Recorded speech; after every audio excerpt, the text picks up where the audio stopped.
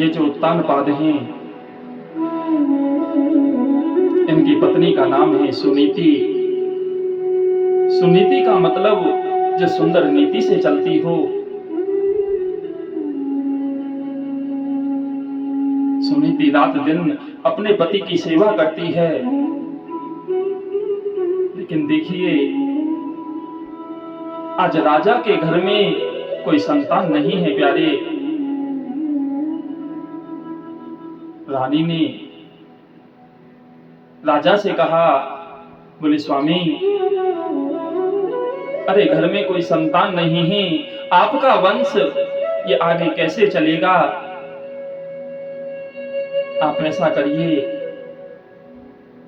कि आप दूसरा विवाह कर लें। राजा ने तो मना किया, लेकिन सुनीति के बार बार कहने पर एक बार ये राजा कहीं बाहर अन्य देश में भ्रमण करने के लिए गए और वहां पर उन्होंने एक कन्या को देखा। आज महाराज ने उस कन्या को देखकर उसके रूप पर वो मोहित हो गए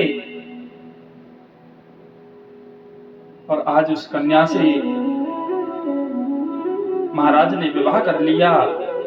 और महाराज की दूसरी पत्नी जिसका नाम है सुरुचि, आज महाराज विवाह करके उस सुरुचि की डोली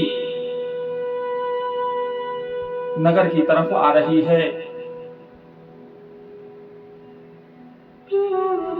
आज मैया सुरुचि को पता चला, सुनीति को पता चला कि मेरे स्वामी विवाह करके आ रहे हैं,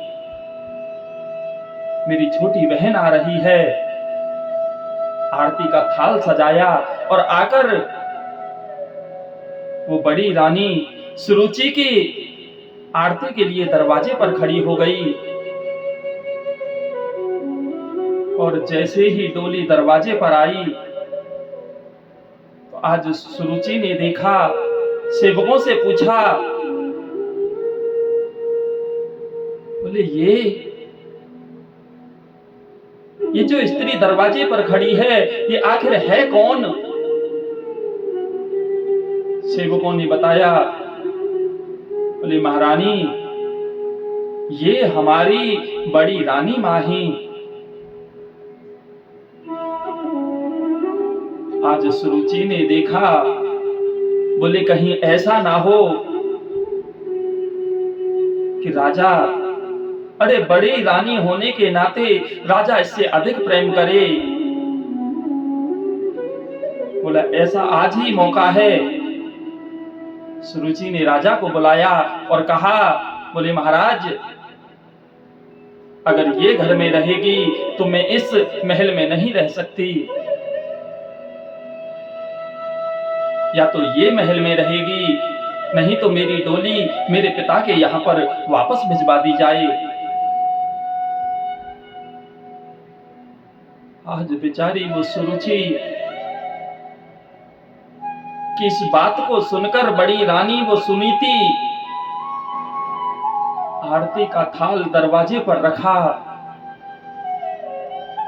और वहां से राजसी वस्त्रों को उतारा और दासी के वस्त्र पहन करके वो रानी सीधे महल में चली गई। राजा ने बार बार रोका, लेकिन रानी, वो बड़ी रानी नहीं मानी। लेकिन देखिए श्रोताओं, मैंने पहले भी बताया कि सुनीति का अर्थ है जो सुंदर नीति से चलती हो, और सुरुचि का अर्थ है जो अपनी इच्छा से कार्य करती हो। आज बड़ी रानी के घर से जाने के बाद में आज वो छोटी रानी उस राजा का सम्मान नहीं करती।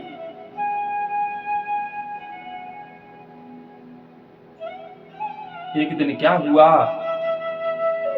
कि राजा राजकार्य की वजह से देरी से महल में आए, लेकिन छोटी रानी ने गुस्से में आकर दरवाजे को नहीं खोला। आज महाराज बड़े दुखी मन से घोड़े पर सवार होकर वन में चले गए और वन में जाकर वही स्थान जहां पर वो बड़ी रानी एक परण कुटी बनाकर के रहती है,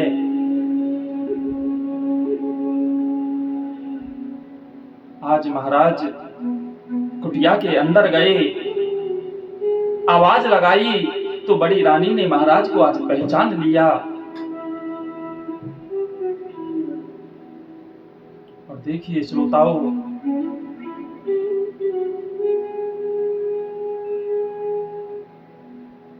बड़ी रानी ने राजा के चरणों को छुआ। राजा ने कहा, देवी अरे आप कौन? क्यों?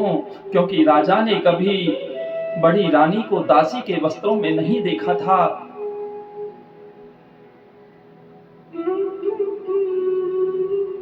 रानी ने कहा, बोले महाराज अरे पहले महल से निकाला, क्या अब मुझे हृदय से भी निकाल दिया?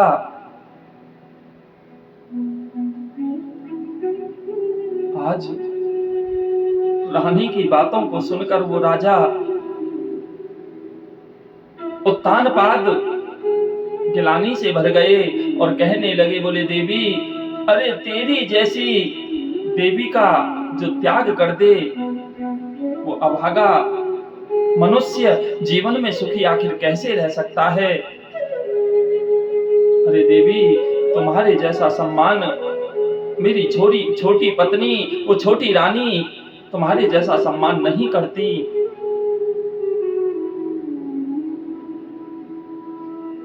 देखिए श्रोताओं, कहते हैं कि उस रात्रि महाराज उत्तानपाद सुनीति के पास में रुके और कहते हैं कि उसी रात्रि श्री ध्रुव जी महाराज का सुनीति के गर्भ में उनका प्रादुर्भाव हो गया।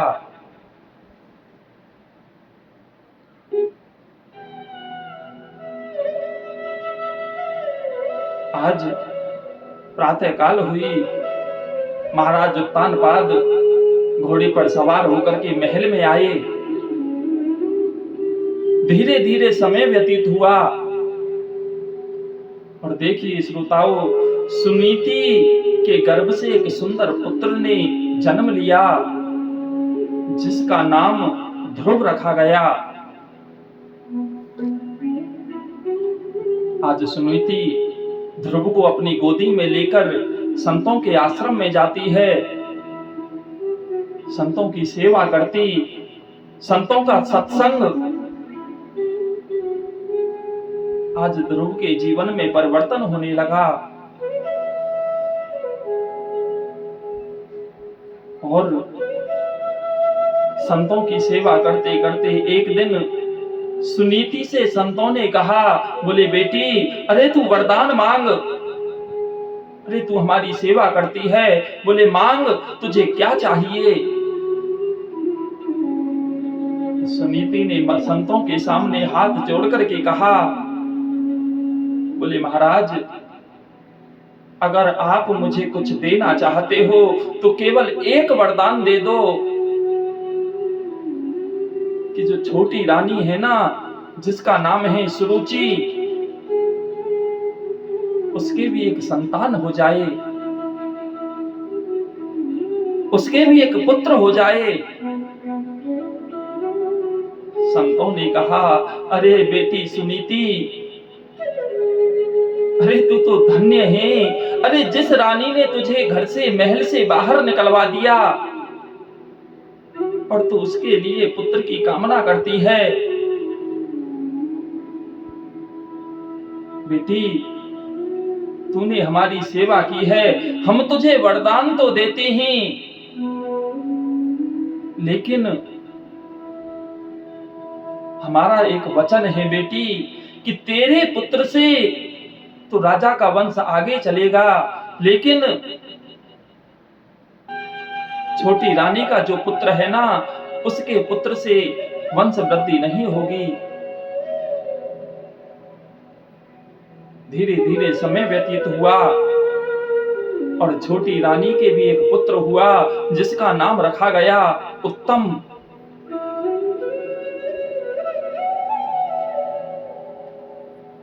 आज राजा बड़े प्रसन्न थे।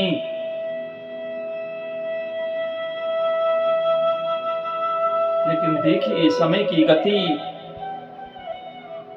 एक दिन ये ध्रुव महाराज अपने संग के सखाओं के साथ में खेल रहे थे और खेलते खेलते एक सखा ने कहा, बोले भैया, अरे तुम इस ध्रुव के साथ में मत खेला करो। अरे इसके तो पिता का भी पता नहीं, आखिर इसका पिता कौन है। और जैसे ही ये बात आज ध्रुव जी महाराज ने सुनी, रोते रोते मैया के पास में आए। मैया से कहने लगे, बोले माँ, अरे आखिर तू मुझे क्यों नहीं बताती कि मेरा पिता कौन है। देखिए श्रोताओं, जैसे रामचरितमानस में कभी मैया जानकी ने लव और कुश को ये नहीं बताया, बोले तुम्हारे पिता प्रभु श्री रामचंद्र जी हैं। कभी भी लव कुश ने पूछने की कोशिश की तो कह के टाल दिया, बोले बेटा समय आने पर बता दूंगी। कहकर के टाल दिया, बोले बेटा जो राजा होते हैं वो पिता के समान होते हैं। लेकिन लव कुश को ये नहीं बताया कि तुम्हारे पिता श्री राम हैं। ऐसे ही मैया सुनीति ने भी ध्रुव को कभी नहीं बताया, बोले तुम्हारे पिता जो राजा हैं वो तुम्हारे पिता हैं। क्यों? क्योंकि हर बात बताने के लिए शुभ समय की जरूरत होती है। हर बात हमें समय आने पर प्रकट करनी चाहिए। आज जब ध्रुव को रोते हुए मैया ने देखा तो मैया ने कहा, बोले बेटा, अरे तू राजा का पुत्र है।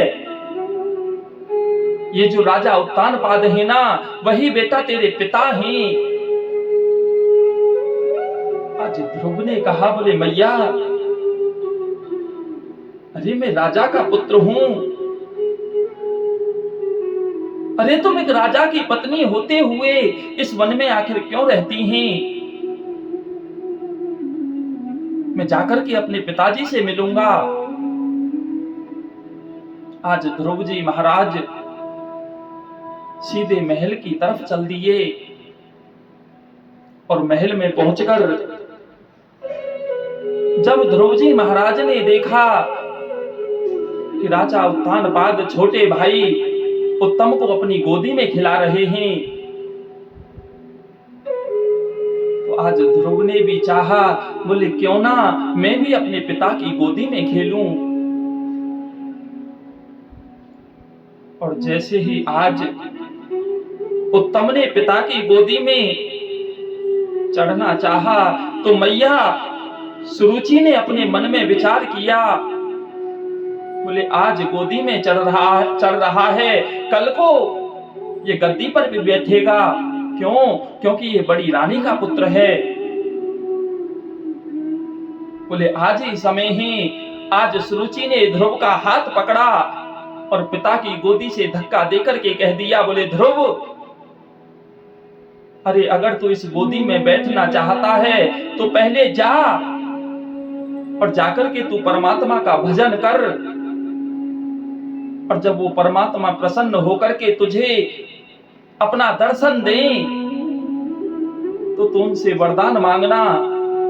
बोले मैं मैया सुरुचि के गर्भ से जन्म लेकर के आऊं, और जब तू मेरे गर्भ से जन्म लेकर के आएगा ना, तब तू इस गोदी का अधिकारी होगा, इस गद्दी पर बैठने का अधिकारी होगा। आज ध्रुव जी महाराज जैसे किसी हम किसी सर्प को छेड़ देते हैं, उसके फन पर हम प्रहार करते हैं, और जब वो सर्प फुंकार मारता है, ऐसे ही ध्रुव जी महाराज एक सर्प की भांति लंबी लंबी सांसें ले रहे हैं। अपनी बड़ी मैया सुनीति के पास में आए और कहने लगे, बोले मैया, अरे छोटी माँ वो बड़ी बुरी है मैया। बोले क्या हुआ बेटा? अरे मैया, छोटी माँ ने मुझे पिता की गोदी से धक्का दे दिया और कह दिया, बोले जा और जाकर के तू परमात्मा का भजन कर, और जब वो भगवान तुझे दर्शन दे तो तू वरदान मांग कि तू मेरी गोदी से, मेरे गर्भ से जन्म लेकर के आए, तब तू इस गोदी का अधिकारी होगा। आज मैया सुनीति ने कहा, बोले बेटा, अरे ध्रुव, तेरी छोटी माँ बेटा वो बुरी नहीं है। अरे वो छोटी माँ तो मेरे से भी अच्छी है कि जिसने तेरे से ये कह दिया, बोले जा और तू जाकर के परमात्मा का भजन कर।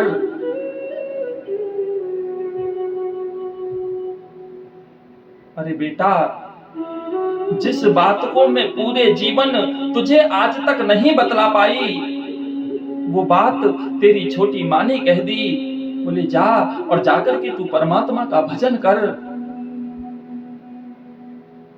अरे बेटा, हमारा ये मानव जन्म तो तभी सार्थक है कि जब हम इस मनुष्य जन्म को लेकर हम परमात्मा का भजन करें। और बेटा, वो मैया, वो माँ तो बड़ी भाग्यशाली होती है। कौन सी मैया? बोले पुत्रवती युवती जग सोई, रघुपति भगत जास सुत होई।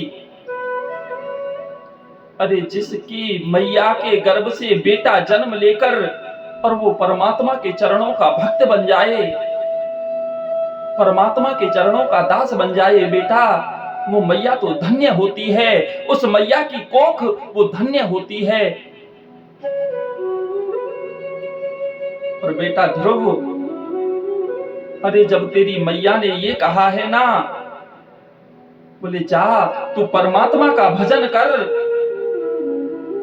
तो बेटा मैं भी कहती हूं, बोले तू कल जाता हो तो आज चला जा, और आज जाता हो तो इसी क्षण चला जा।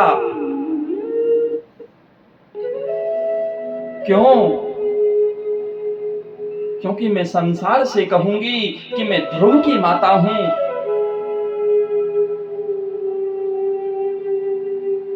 और बेटा, मैं दोनों भुजा उठाकर के कहती हूं कि अगर तू परमात्मा का भजन करेगा तो बेटा ध्रुव, इस पिता का तो मुझे नहीं पता, लेकिन वो परम पिता वो तुझे अपनी गोदी में अवश्य बैठाएगा। ध्रुव ने कहा, बोले मैया, बोले परम पिता? बोले हाँ बेटा। ध्रुव ने कहा, मैया, अरे मेरे पिता से भी बड़ा कोई पिता है क्या? बोले हाँ बेटा। अरे तेरे पिता से भी ऊपर एक सत्ता बैठी है जो इस संसार को चलाती है, जो परम पिता है। बोले जा बेटा, तू उसका भजन कर, वो तुझे अपनी गोदी में वो परम पिता अवश्य बैठाएगा। देखिए श्रोताओं, जैसे आज मैया सुनीति ने ध्रुव से ये कहा ना, बोले बेटा तू परमात्मा के भजन को कल जाता हो तो आज चला जा, और आज जाता हो तो इसी क्षण चला जा। ऐसे ही रामचरितमानस में मैया सुमित्रा ने लक्ष्मण से भी यही कहा कि जब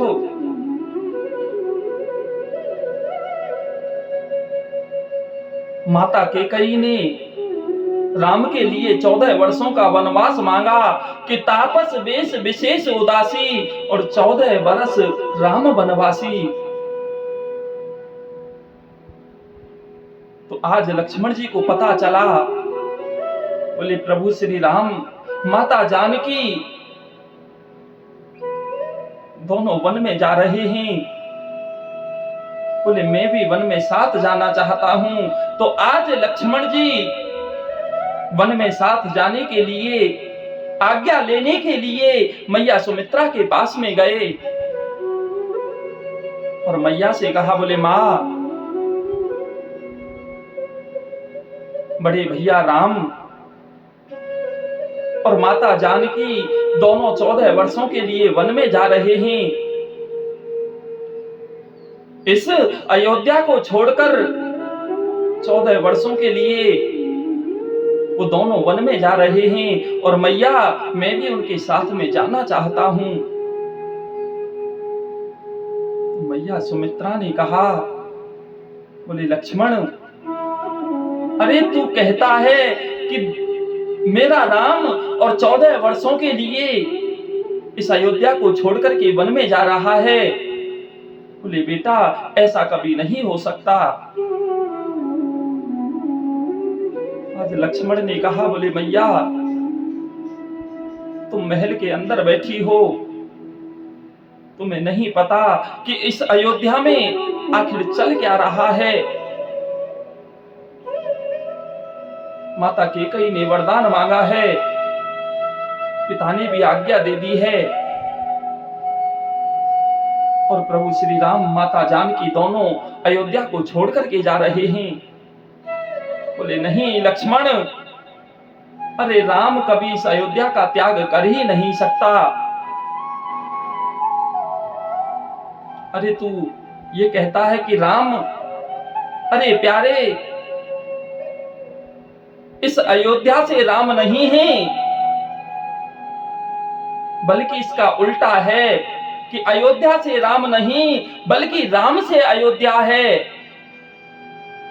जब तक राम इस अयोध्या में रह रहा है तब तक ये अयोध्या है और जिस क्षण राम इस अयोध्या को छोड़ करके चला जाएगा, ये अयोध्या ही हम सबके लिए वन के समान हो जाएगी बेटा। और राम जहां भी चला जाएगा वहीं पर ये अयोध्या बन जाएगी।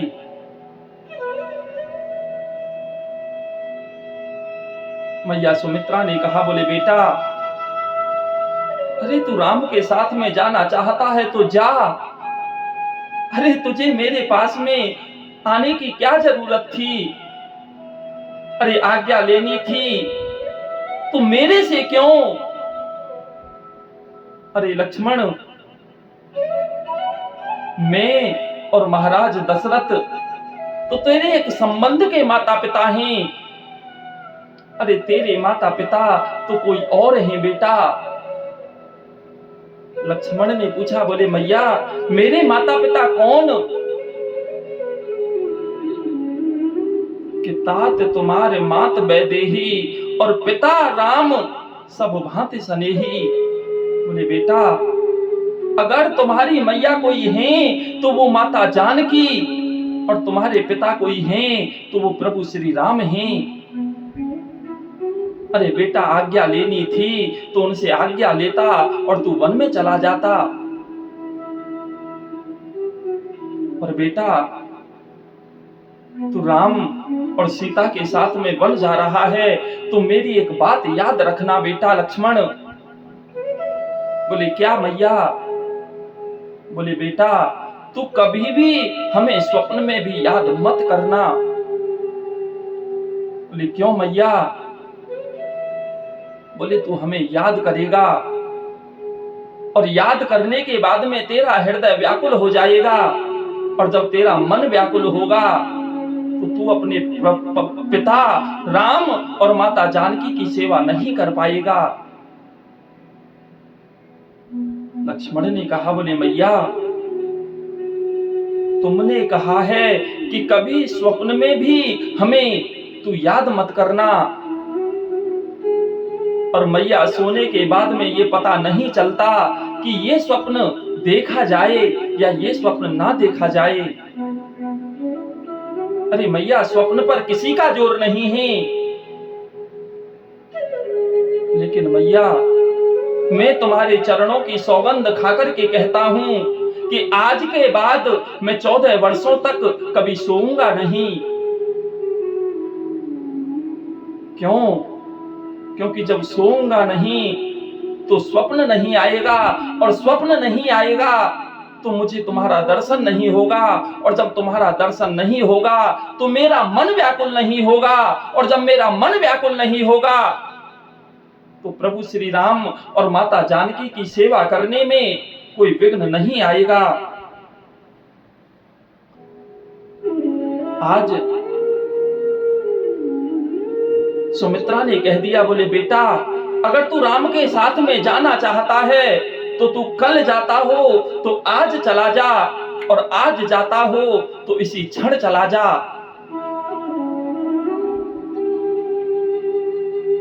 कैसा हृदय मैया सुमित्रा का,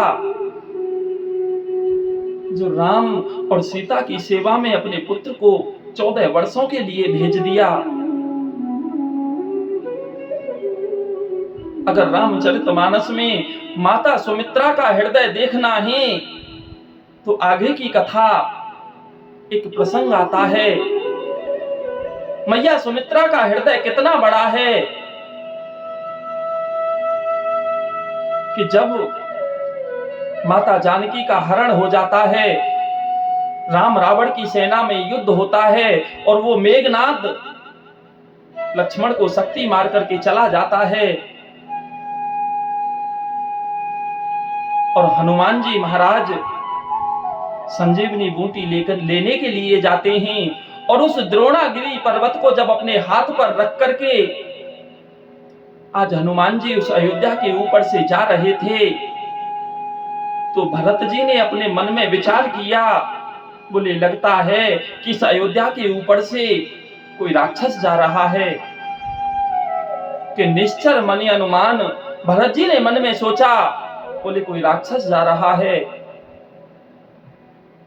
भरत जी ने बाण मारा, हनुमान जी के हृदय में वो बाण लगा, और बाण लगते ही आज हनुमान जी महाराज राम राम कहते हुए और वो पृथ्वी पर गिर पड़े। आज भरत जी के मन में गिलानी हुई, अरे ये तो कोई प्रभु श्री राम के चरणों का दास है, ये मेरे हाथों से क्या हो गया।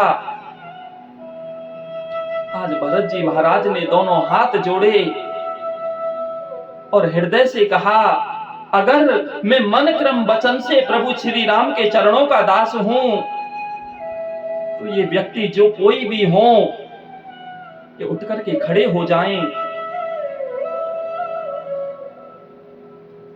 आज हनुमान जी की मूर्छा दूर हुई। हनुमान जी से परिचय पूछा, बोले भैया कौन? हनुमान जी ने बताया, बोले मैं प्रभु श्री राम के चरणों का दास, मेरा नाम हनुमान है। सारी कथा बताई। माता जानकी का हरण हो चुका है, राम रावण की सेना में युद्ध चल रहा है, और लक्ष्मण जी को शक्ति लगी है, और रात रात में मैं संजीवनी बूटी लेकर के नहीं पहुंचा तो लक्ष्मण के प्राण नहीं बच पाएंगे। सभी अयोध्यावासी खड़े हैं, तीनों माताएं, कौशल्या, मैया केकई और सुमित्रा, तीनों माता खड़ी हैं। हनुमान जी ने भी भरत जी से पूछा, बोले भैया आप कौन हैं? तो भरत जी ने भी अपना परिचय दिया, भैया हनुमान, मैं प्रभु श्री राम के चरणों का दास, मैं अभागा अरे जिस भरत की वजह से आज मेरे प्रभु श्री राम 14 वर्षों के लिए दर दर की वन वन में ठोकर खा रहे हैं, मैं वही अभागा भरत हूं, मैं पापी हूं। अरे मेरा जन्म अगर इस संसार में नहीं हुआ होता तो मेरे भैया आज उस वन में नहीं घूम रहे होते। वो लक्ष्मण जो हमारे प्राणों का प्यारा है, आज वो इस स्थिति में नहीं होता। हनुमान ने कहा, बोले नहीं भैया भरत,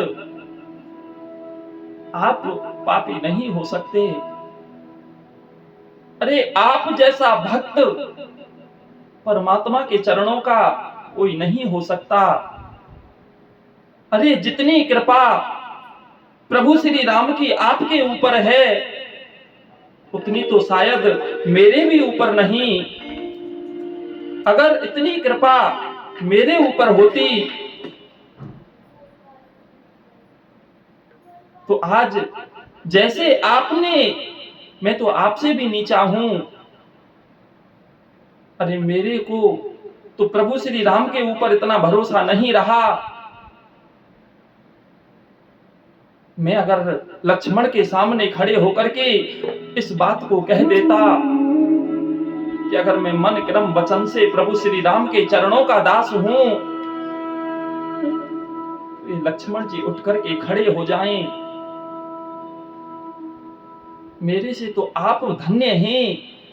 अरे आप जैसा भक्त जिनका भरोसा श्री राम के चरणों में इतना,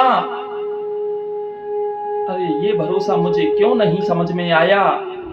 और मैं दौड़ा दौड़ा इस संजीवनी बूटी को लेने के लिए आ गया। आज भरत और हनुमान का वार्तालाप हो रहा है। बीच में ही जो प्रभु श्री राम की मैया हैं, वो बड़ी रानी कौशल्या सामने आई और हनुमान से कहा, बोले बेटा हनुमान, बोले कह देना मेरे बेटा राम से जाकर के कि अगर वो लक्ष्मण को जीवित इस अयोध्या में ना ला सके ना, तो अयोध्या में कभी वो अपना मुख ना दिखाए। बोले क्यों मैया? बोले हनुमान, ये संसार यही कहेगा कि ये राम उसी कौशल्या का पुत्र है कि जिसने अपनी पत्नी के लिए और अपने भाई को मरवा दिया। लेकिन देखिए श्रोताओं, अभी मैया कौशल्या की बात पूरी नहीं हुई। मैया सुमित्रा जो लक्ष्मण की मां ही, मैया सुमित्रा सामने आई और कहने लगी, बोले बेटा हनुमान, बोले जो बड़ी बहन कौशल्या ने कहा है ना, उसे जाकर मेरे बेटा राम से तुम मत कहना। बोले और क्या कहूं मैया? बोले कह देना मेरे बेटा राम से कि लक्ष्मण मर गया तो मर जाने दे। क्यों? क्योंकि सेवक का काम है स्वामी की रक्षा में मर जाना। लक्ष्मण मर गया तो मर जाने दे, लेकिन 14 वर्षों के बाद वो एक क्षण की भी देरी इस अयोध्या में आने की ना कर दे। क्यों मैया? अरे बेटा हनुमान, अगर राम ने एक क्षण की देरी इस अयोध्या में आने की कर दी, तो एक तो वहां समुद्र के किनारे मरा पड़ा है और एक यहाँ सरयू में कूदकर अपने प्राणों को त्याग देगा। ये भरत राम को जीवित नहीं मिलेगा बेटा। इतना बड़ा हृदय मैया सुमित्रा का, और कह दिया, बोले हनुमान,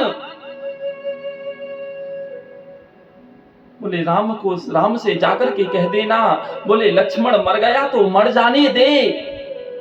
अभी मेरे पास में शत्रुघ्न जीवित है, अगर राम को आवश्यकता पड़ी तो मैं शत्रुघ्न को उसकी सेवा में भेजने में मैं देरी नहीं करूंगी बेटा।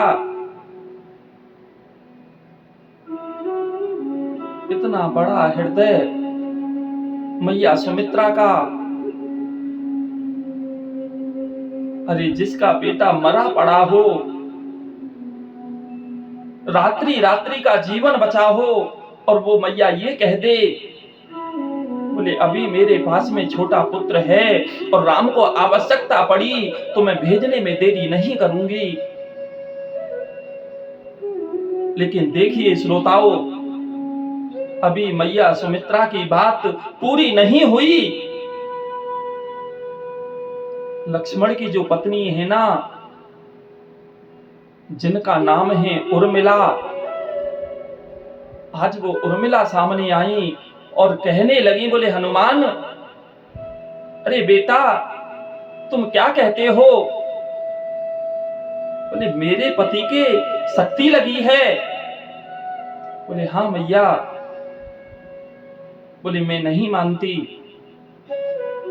आज सुमित्रा, वो लक्ष्मण की पत्नी, वो उर्मिला, सभी के नेत्रों में आंसू हैं, पानी चल रहा है, लेकिन वो उर्मिला हनुमान के सामने मुस्कुराती हुई आई। आज हनुमान जी महाराज हैरान रह गए। अरे जिसके पति के प्राण संकट में हो और उसकी पत्नी के चेहरे पर मुस्कुराहट।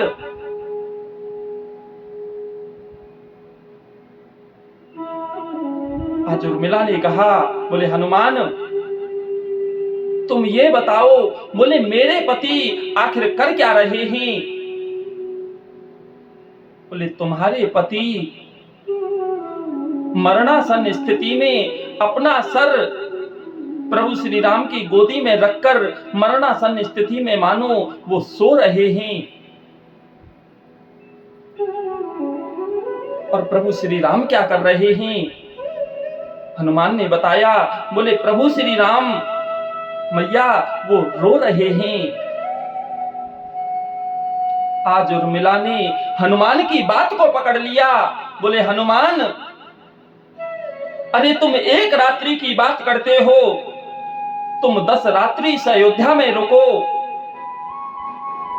तब भी मेरे पति के प्राणों का बाल बांका नहीं हो सकता। बोले क्यों मैया? अरे हनुमान, जिसके पति का सर स्वयं परमात्मा की गोदी में रखा हो, अरे उसके पति के प्राणों को आखिर काल छीन कैसे सकता है? और हनुमान, अरे काल की सामर्थ्य तो बाद में होगी, काल तो मेरे पति के प्राणों को क्या छीनेगा? अरे स्वयं महाकाल भी आ जाए ना, तो भी मेरे पति के प्राणों को वो छीन नहीं सकते। अरे जिसके पति का सर और परमात्मा के चरण गोदी में रखा हो, चरणों में रखा हो, अरे उसके पति के प्राणों को आखिर वो काल छीन कैसे सकता है? क्यों? क्योंकि यही बात विभीषण ने रावण से कही थी। बोले भैया रावण, तू राम जी से वैर मत कर, मेरे कहने से तुम मैया सीता को लौटा दो। क्यों? क्योंकि भैया रावण, राम कोई साधारण मानव नहीं है। बोले और कौन है? तो आज विभीषण ने कहा, बोले तात राम नहीं नर भूपाला, और भुवनेश्वर कालहु कर काला। अरे भैया रावण, वो कोई साधारण मानव नहीं, तात राम नहीं नर भूपाला, भुवनेश्वर कालहु कर काला। वो सारे ब्रह्मांड के स्वामी हैं, और कालहु कर काला, वो तो काल को भी खाने वाले हैं। और रावण, तुमने तो केवल काल को जीत रखा है। अरे जो परमात्मा काल को भी खा सकता है, और उन्हीं परमात्मा की गोदी में मेरे पति का सर रखा है, तो वो काल मेरे पति के प्राणों को कैसे छीन सकता है? और भैया हनुमान, शक्ति मेरे पति लक्ष्मण के नहीं, शक्ति तो प्रभु श्री राम को लगी है। बोले क्यों, क्या मतलब? तो आज उर्मिला ने कहा, बोले हनुमान, अरे मेरे पति के शरीर का कोई अंग ऐसा नहीं है जहां पर प्रभु श्री राम का वास ना हो, और हर जगह जब प्रभु श्री राम का वास है तो वो शक्ति मेरे पति के नहीं, शक्ति श्री राम के लगी है। क्यों? अरे हनुमान, रोता वही है जिसको लगती है। अरे मेरे पति तो 14 वर्षों से सोए नहीं हैं, और इस शक्ति का नाटक करके तुम सबको इस शक्ति के बीच में फंसा करके प्रभु श्री राम ने मेरे पति को एक रात्रि का विश्राम करा दिया। अरे हनुमान, तुम ही बताओ कि परमात्मा से ऊपर इस संसार में दूसरी कोई शक्ति हो सकती है क्या? ये तो मेरे प्रभु का सब नाटक है कि तुम सब इस शक्ति में फंसे रहो, तुम सब इस शक्ति में लगे रहो, और मेरे पति वो एक रात्रि शयन कर रहे हैं। कहने का भाव है श्रोताओं, जिस प्रकार आज ध्रुव की मैया ने ये कहा ना, बोले बेटा तू कल जाता हो तो आज चला जा, और आज जाता हो तो इसी क्षण चला जा। इसी प्रकार से मैया सुमित्रा ने भी लक्ष्मण से यही कह दिया था, बोले राम की सेवा में लक्ष्मण तू कल जाता हो तो आज चला जा, और आज जाता हो तो इसी क्षण चला जा। आज ध्रुव जी महाराज ने मैया के चरणों में प्रणाम किया, और प्रणाम करने के बाद में सीधे वन की ओर चले गए। 5.5 वर्ष की 5 वर्ष की आयु, 5 वर्ष का वो नन्हा सा बालक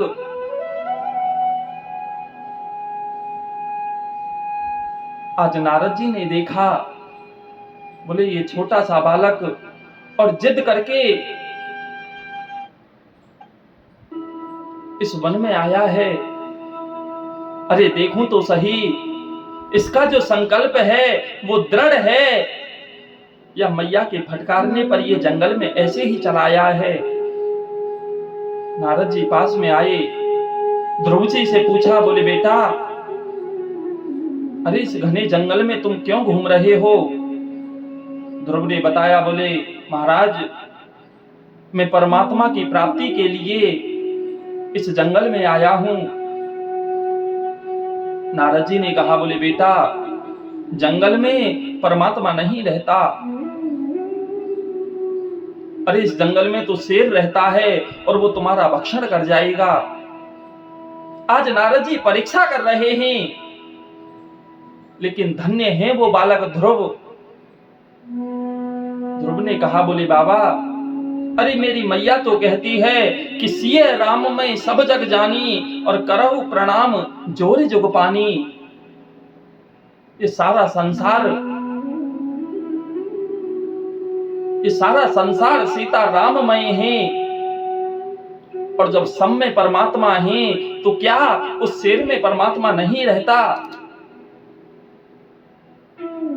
जड़ चेतन जग जीव जत और सकल राममय जान।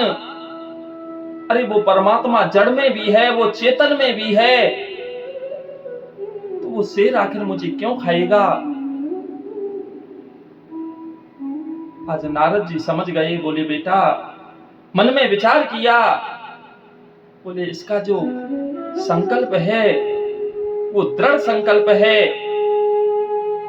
नारद जी ने कहा, बोले बेटा भजन करने से पहले क्या तुमने कोई गुरु बनाया है? ध्रुव जी ने कहा, बोले बाबा ये बात तो मेरी मैया ने मुझे नहीं बताई। ध्रुव जी ने कहा, बोले बाबा क्या गुरु बनाना जरूरी होता है? बोले हाँ बेटा। बोले क्यों? बोले गुरु बिन भवनिधि तरई न कोई, जो बिरंच संकर सम होई। बिना गुरु के इस भवसागर से कोई भी व्यक्ति पार नहीं हो सकता बेटा। तो आज ध्रुव ने कहा, बोले बाबा, बोले फिर ऐसा करो ना कि आप ही मेरे गुरु बन जाओ।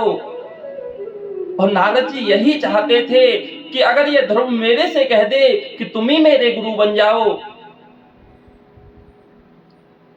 अरे मैं भी धन्य हो जाऊंगा। ध्रुव जैसा बालक और मेरा शिष्य।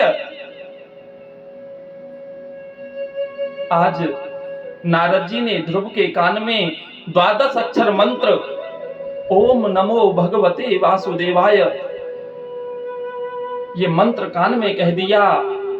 और आज ध्रुव जी महाराज यमुना के किनारे आकर के बैठ जाते हैं और वही मंत्र ओम नमो भगवते वासुदेवाय इस मंत्र का जाप करते हैं।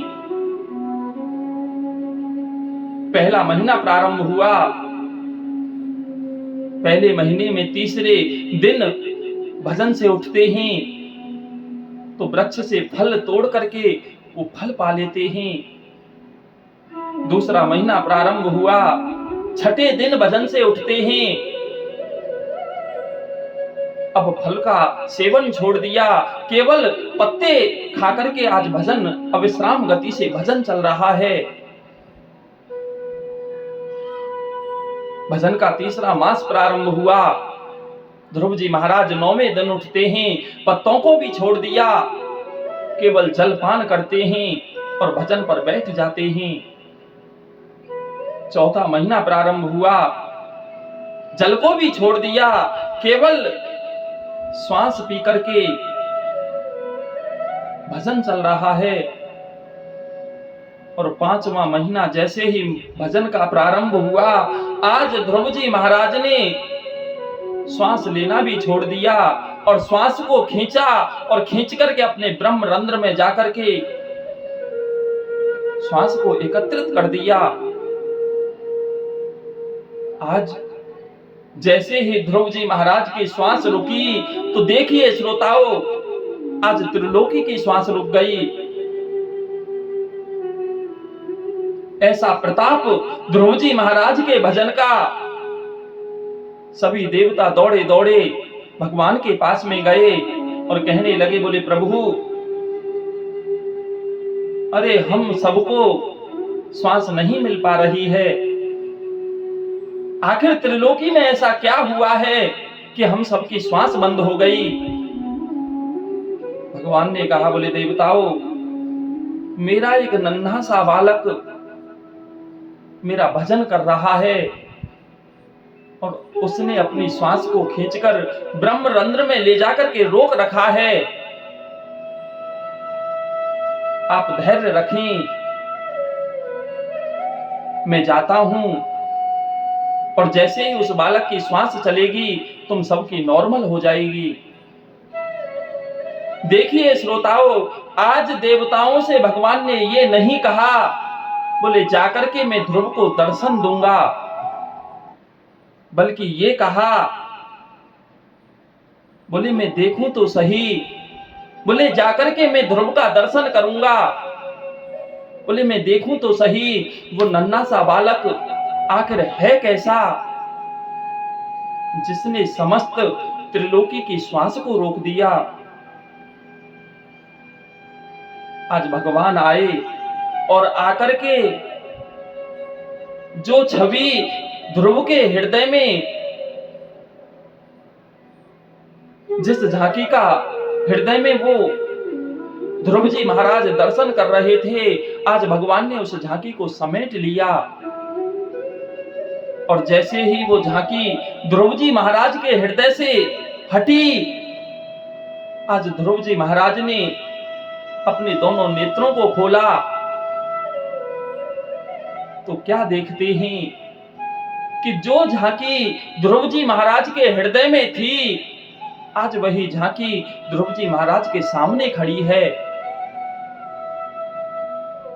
लेकिन देखिए श्रोताओं,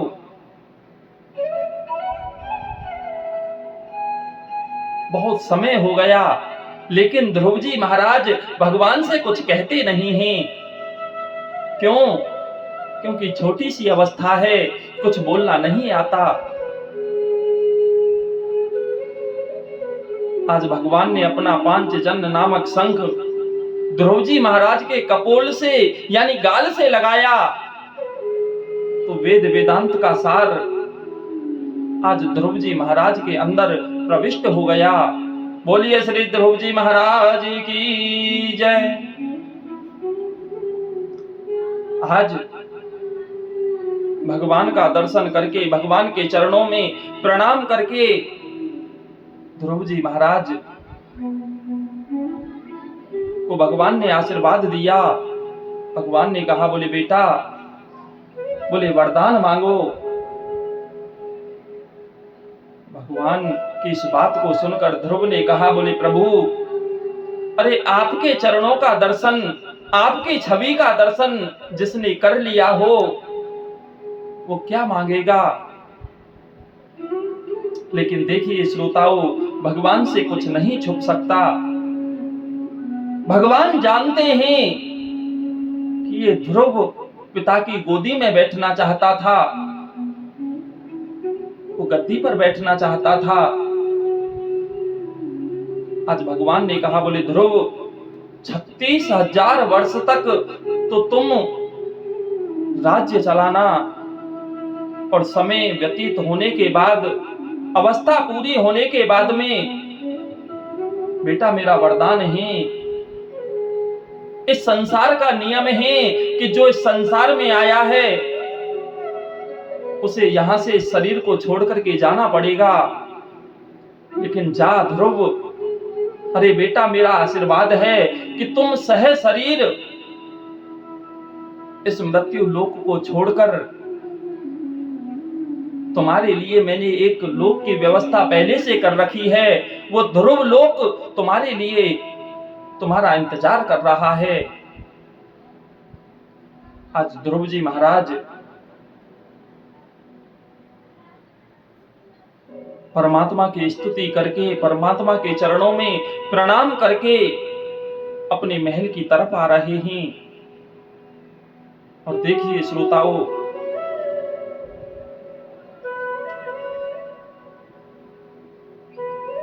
जिस मैया छोटी मां सुरुचि ने ध्रुव को धक्का देकर के निकाला था, आज वही मैया आरती का थाल लेकर सबसे आगे खड़ी है। क्यों? क्योंकि रामचरितमानस में स्वामी जी लिखते हैं कि जा पर कृपा राम की होई, ता पर कृपा करें सब कोई। अरे जिस पर मेरे परमात्मा कृपा कर देते हैं, उस पर ये सारा संसार कृपा करता है।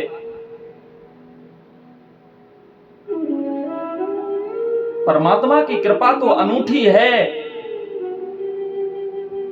आज ध्रुव जी महाराज आए, बड़ी मैया सुनीति अपने मन में विचार कर रही हैं, अरे कहीं ऐसा ना हो कि द्वेष भाव से ये छोटी मैया के चरणों को ना छुए, उसके पास में ना जाए। लेकिन ध्रुव मैया सुनीति का पुत्र है। आज ध्रुव जी महाराज सबसे पहले छोटी मैया के चरणों में जाकर के लेट गए और कहने लगे, बोले मैया, अगर तुम ना होती तो मुझे परमात्मा का दर्शन कभी नहीं होता। अरे तुमने मुझे फटकार नहीं लगाई होती तो मुझे परम पिता का वो दर्शन वो कभी नहीं होता मैया। ध्रुव ने सबके चरणों में प्रणाम किया और प्रणाम करने के बाद में समय व्यतीत हुआ, ध्रुव को गद्दी पर बैठाया गया। राजा परीक्षित कहते हैं, बोले गुरुदेव, ध्रुव जी को गद्दी पर बैठाया, लेकिन इनके छोटे जो भाई हैं उत्तम, उनका क्या हुआ? आचार्य सुखदेव कहते हैं, बोले राजन, एक बार ये उत्तम वन में विहार करने के लिए गए। वहां पर ये वन को तहस नहस करने लगे। यक्षों ने मना किया, लेकिन ये यक्षों से युद्ध करने लगे और हे राजन, यक्षों ने इनका प्राणांत कर दिया। ध्रुव जी महाराज को क्रोध भी आया। ध्रुव जी महाराज आकर के उन यक्षों को मारने लगे, लेकिन इनके जो दादा हैं, जिनका नाम है स्वायंभुव मनु, वो आए। आकर के ध्रुव को समझाया, बोले बेटा, ये मार्ग संतों का मार्ग नहीं हो सकता। इनमें बेचारे इन यक्षों की कोई कमी नहीं। अरे तुम्हारे भाई उत्तम का तो इतना ही जीवन था। क्यों? देखिए श्रोताओं, बात ये आती है, अरे जिसने परमात्मा का दर्शन कर लिया, उस ध्रुव को आखिर क्रोध क्यों आया?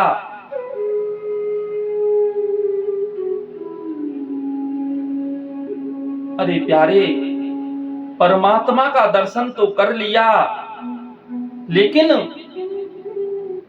रामचरितमानस कहती है कि बिनु सत्संग विवेक ना होई, और राम कृपा बिनु सुलभ ना सोई। बिना राम की कृपा से, बिना राम की कृपा के हमारे जीवन का काम, क्रोध और लोभ, बिना सत्संग के ये हमारे जीवन से नहीं मिटते।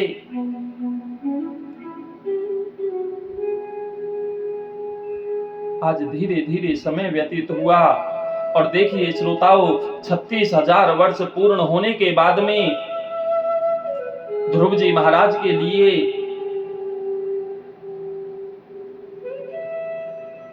समय पूरा होने के बाद ध्रुव जी महाराज को लेने के लिए एक विमान आया। प्रभु के पार्षद उस विमान में बैठे हुए हैं, और जैसे ही ध्रुव जी महाराज उस विमान में बैठने के लिए तैयार हुए, तो एक काले रंग की एक बूढ़ी मैया वो ध्रुव जी के सामने आई और ध्रुव से कहने लगी, बोले बेटा, जो इस संसार में आया है उसे मुझे स्वीकार करना पड़ता है। ध्रुव जी ने कहा, बोले मैया आप कौन? मैया ने बताया, बोले बेटा, मेरा नाम मृत्यु देवी है। तुम सह शरीर इस लोक को छोड़ करके नहीं जा सकते। आज ध्रुव जी महाराज ने पार्षदों की तरफ देखा, पार्षदों ने इशारा किया, तो ध्रुव जी महाराज ने मृत्यु देवी से कहा, बोले देवी, आप अपना सर थोड़ा सा नीचे को झुकाइए। और जैसे ही मृत्यु ने अपना सर नीचे की तरफ झुकाया, तो आज ध्रुव जी महाराज मृत्यु के सर को सीढ़ी बनाकर उस विमान में चढ़ जाते हैं। देखिए श्रोताओं, कहने का भाव है कि परमात्मा की कृपा, परमात्मा के भजन से वो नन्हा सा बालक, वो ध्रुव, इस धाम को छोड़कर सह शरीर परमात्मा के धाम, जो परमात्मा के द्वारा वो ध्रुव लोक, उस ध्रुव लोक में जाकर के ध्रुव जी महाराज, आज भी वो ध्रुव तारा हमें दिखाई देता है। वो ध्रुव तारा एक जगह से दूसरी जगह कभी नहीं जाता, वो अटल है। बोलिए श्री वृंदावन बिहारी लाल की जय।